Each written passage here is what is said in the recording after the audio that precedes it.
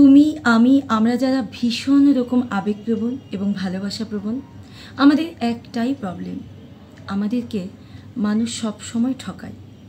ঠকাচ্ছে এটা সমস্যা নয়, সমস্যা হচ্ছে যে মানুষগুলো আমাদেরকে ঠকিয়ে যায়, আমরা কিন্তু বুঝতে পারি যে ওই মানুষটি আমাদেরকে ঠকাচ্ছে। তারপরেও আমরা সেই আশাতে বসে থাকি যে ওই মানুষটি কোনো একদিন চেঞ্জ হবে, ওই মানুষটি নিশ্চয়ই কোনো একদিন আমাকে সত্যিকারে ভালোবাসতে পারবে। সেই অপেক্ষাতে আমরা তাকে ভেবেই বসে থাকি এবং কেবলমাত্র তাকে ভালোবেসেই জীবনটা পার করে দিতে চাই।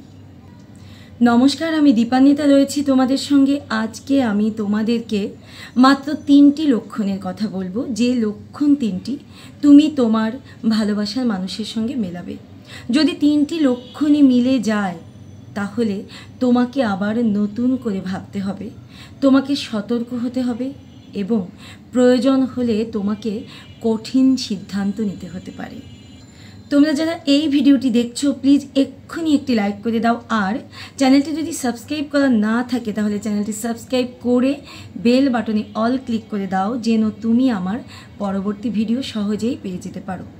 তো জানিয়ে আলোচনা করছিলাম, সেই মানুষটি যে তোমাকে ঠকাচ্ছে এটা তুমি কি করে বুঝবে বা তুমি কি করে শিওর হবে? প্রথম লক্ষণ, যদি এমন হয় যে সেই মানুষটি হঠাৎ হঠাৎ তোমাকে খুব ভালোবাসে, আবার হঠাৎ হঠাৎ সে তোমাকে ইগনোর করে, তাকে তুমি তোমার মনের মতো করে পাও না, সে তোমার সঙ্গে ঠিকমতো যোগাযোগ করে না, আবার মন চাইলে কোনো কারণ ছাড়াই সে তোমার কাছে আসে এবং তোমাকে প্রচুর পরিমাণে ভালোবাসা দেখায়। এই যে সে তোমাকে হঠাৎ হঠাৎ ইগনোর করে, আবার তার মন চাইলেই সে তোমার কাছে এসে কোনো কারণ ছাড়াই তোমাকে অনেক বেশি ভালোবাসা দেখায়, তুমি বুঝতে পারছো যে এর মধ্যে কোথাও না কোথাও কোনো একটা ঝামেলা আছে, অনেক বড় একটি প্রশ্নবোধক চিহ্ন আছে। কিন্তু কারণটা কি, ঝামেলাটা আসলে কোথায়, তুমি সেটা আবিষ্কার করতে পারছো না, তুমি বুঝতেই পারছো না যে এর সমস্যাটা আসলে কোথায়। পুরো বিষয়টাকে বুঝিয়ে বলার জন্য আমি তোমাকে একটি উদাহরণ দেব। ধরো আমি একজন দোকানদার, আমি মাঝে মাঝে একজন ক্রেতাকে বাকিতে জিনিসপত্র দিয়ে থাকি। ওই মানুষটি আমার থেকে মাঝে মাঝেই বাকিতে জিনিসপত্র নেয় এবং ওই জিনিসপত্রগুলো দিয়ে সে তার সংসার চালায়। তো হঠাৎ করে কয়েকদিন দেখলাম সেই মানুষটি আমার দোকানে আসছে না। তাহলে সে কি করছে? সে কি না খেয়ে আছে? সে কি সংসার চালাচ্ছে না? সে তখন অন্য কোথাও যাচ্ছে। আমার কাছে আসেনি মানে কিন্তু এটা নয় যে সে না খেয়ে আছে, অথচ এদিকে কিন্তু আমি তার কাছে টাকা পাই, সে আমাকে বাকির খাতায় রেখে দিয়েছে। তোমার ভালোবাসার সঙ্গে এই গল্পটির কিন্তু বিরাট একটি সম্পর্ক রয়েছে। ওই যে মানুষটি যে তোমার কাছ থেকে হঠাৎ হঠাৎ হারিয়ে যায়, তোমাকে ইগনোর করে, ওই মানুষটির দ্বিতীয় বা তৃতীয় কোনো অপশন রয়েছে।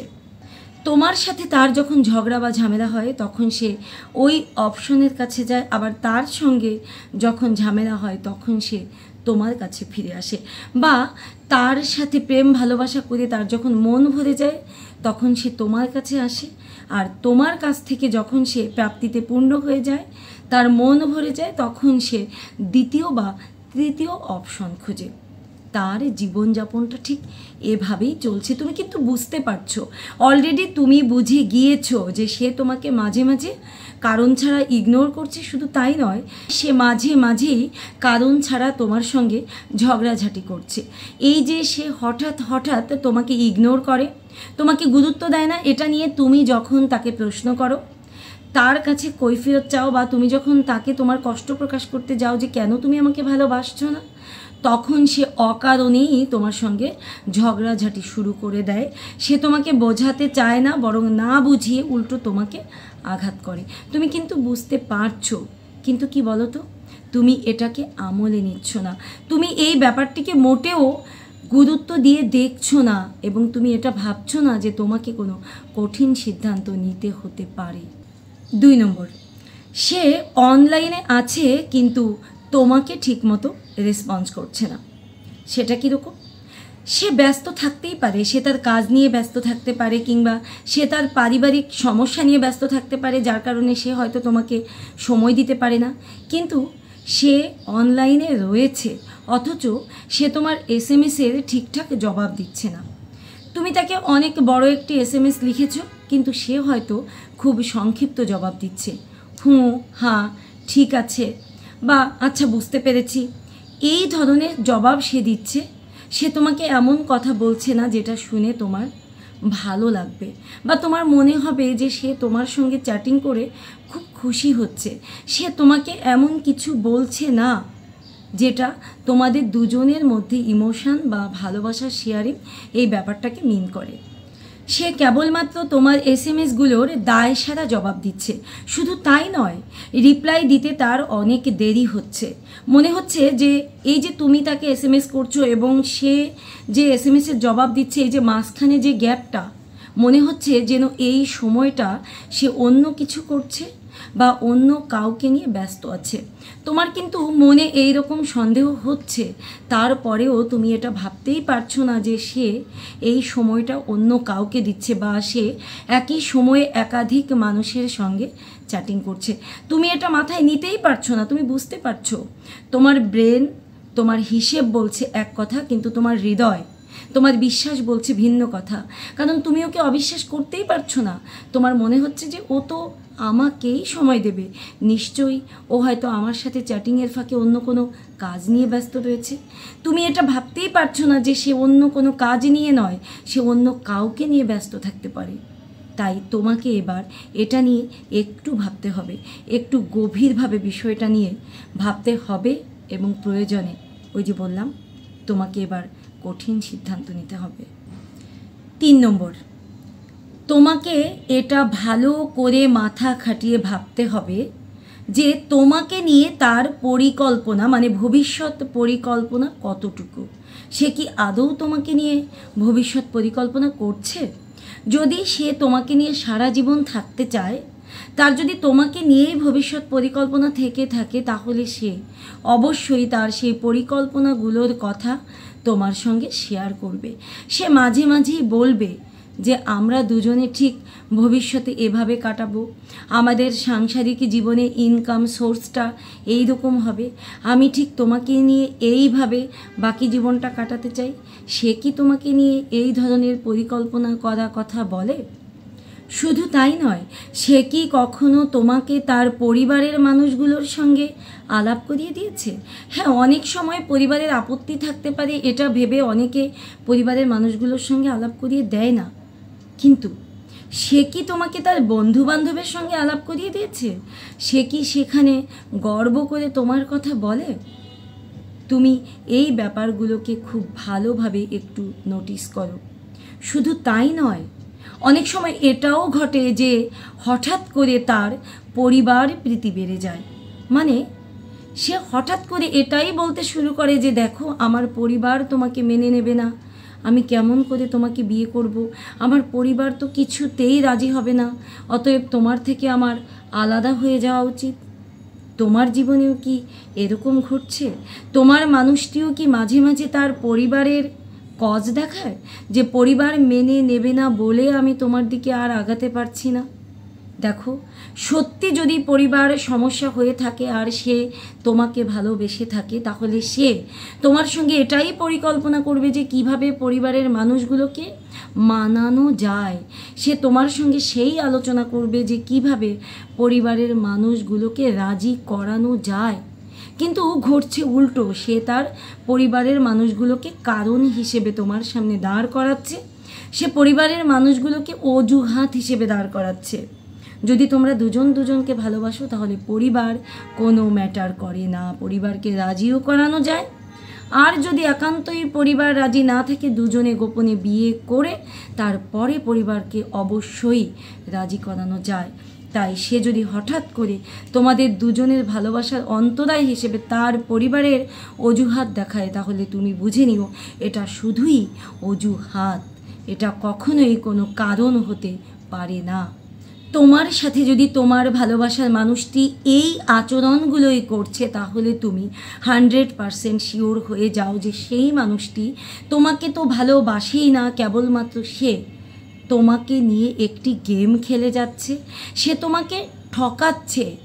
সেই মানুষটি তোমাকে একেবারে ছেড়ে যাচ্ছে না এই কারণে যে সে তোমাকে একটি অপশন হিসেবে ব্যবহার করছে, এবং সেই মানুষটি তোমাকে আগ বাড়িয়ে ছেড়ে গিয়ে নিজের ঘাড়ে দোষ নিতে চাইছে না। তুমি নিজে থেকে ছেড়ে দিলে সে একেবারে নির্দ্বিধায় সেটা গ্রহণ করে নেবে। এই অবস্থা যদি হয়, তুমি কি পেতে পারো তার কাছ থেকে? হ্যাঁ, আমি বলবো না যে তুমি প্রথমে এই সম্পর্কটি ভেঙে দাও। তুমি অবশ্যই এই সম্পর্কটি ঠিক করার জন্য হাজারবার চেষ্টা করবে। অলরেডি তুমি চেষ্টা করেছো, আমি জানি, আমি বিশ্বাস করি, আমি 100% শিওর যে তুমি তাকে পরিবর্তন করার জন্য অনেক বুঝিয়েছো, তুমি কান্নাকাটি করেছো, তুমি তাকে বিভিন্নভাবে চেঞ্জ করার জন্য বুঝিয়েছো, তুমি বিভিন্নভাবে তোমার ভালোবাসা দিয়ে তাকে পরিবর্তন করার চেষ্টা করেছো, কিন্তু ওই মানুষটি একদমই পরিবর্তন হয়নি। তাই তাকে বোঝানোর পরেও, চেষ্টা করার পরেও যদি সে পরিবর্তন না হয়, একটা সময় তো তোমাকে বুঝতে হবে, একটা সময় তো তোমাকে থেমে যেতে হবে। যখন তোমার দেয়ালে পিঠ ঠেকে গেছে, যখন তুমি বুঝে গেছো যে ওই মানুষটি পরিবর্তন হওয়ার নয়, তোমাকে কিন্তু একটা সময় সেটা বুঝতে হবে। তুমি আজীবন এটা ভেবে যেতে পারো না যে ওই মানুষটি একদিন পরিবর্তন হবে। একটা সময় তুমি বুঝে যাবে, তোমাকে বুঝতে হবে, অলরেডি তুমি বুঝে গেছো। তাই তুমি এখন ওকে সরাসরি বলবে যে তুমি কি আমার সঙ্গে নাটক করো? তোমার এই নাটকটা না আমি আর নিতে পারছি না। যদি আমাকে ভালোবাসতে নাই পারো, তাহলে তুমি নিজে থেকে আমাকে ছেড়ে দাও। তুমি নিজেই আমাকে বলে দাও যে তুমি আমাকে ভালোবাসো না। প্রতিদিন প্রতিনিয়ত আগুনের মধ্যে বসে আমি পুড়ে যাচ্ছি। এই আগুনের ভেতরে বসে পোড়ার যন্ত্রণার চাইতে আমি তোমাকে তোমার জীবন থেকে দূরে সরে গিয়ে সেখানে বসেই আমি পুড়ব। সেই যন্ত্রণাটা, সেই পোড়ার যন্ত্রণাটা এই জন্য কম হবে যে তখন নিজেকে বুঝ দিতে পারবো যে ওই মানুষটি আমাকে ছেড়ে দিয়েছিল, ওই মানুষটি আমাকে ঠকিয়েছিল, ওই মানুষটি আমার সঙ্গে প্রতারণা করেছিল। তাই তুমি যদি আমাকে ভালো না বাসো, তাহলে তুমি নিজে আমাকে সরাসরি বলে দাও। তুমি নিজেই আমাকে বলে দেবে যে তুমি আমাকে আর ভালোবাসো না। তাহলে আমি অন্তত নিজেকে এটা বলে সান্ত্বনা দেব যে আমি ঠকে গেছি আর তুমি আমাকে ঠকিয়েছ। এই কথাগুলি তুমি তোমার ভালোবাসার মানুষকে স্পষ্ট করে বলে দাও, এবং তুমি অবশ্যই অবশ্যই তুমি তার জীবন থেকে সরে এসে নিজেকে বোঝাবে, নিজেকে বাঁচাবে। তোমারও তো ভালোভাবে বেঁচে থাকার অধিকার আছে, তোমারও তো নিজের জীবনটাকে সুন্দরভাবে সাজিয়ে নেওয়ার অধিকার রয়েছে। তোমার এটা বুঝতে হবে। তুমি যদি তাকে ভুলতে না পারো, তোমার যদি ভীষণ কষ্ট হয়, আমি জানি, আমি বুঝি, একটি সম্পর্কে থাকলে সেই সম্পর্কটি থেকে বেরিয়ে যাওয়া অনেক কষ্টের, তোমার অনেক কষ্ট হবে, আমি জানি। তাই এই চ্যানেলে আমি এই ধরনের অনেক ভিডিও বানিয়ে রেখেছি, কিভাবে তুমি ভালোবাসার পরে, মানে ব্রেকআপের পরে মুভ অন করবে, কিভাবে তুমি ওই মানুষটিকে ভুলে যাবে, কিভাবে তুমি নতুন করে বাঁচার চেষ্টা করবে। তুমি প্রয়োজনে সেই ভিডিওগুলো দেখে নাও।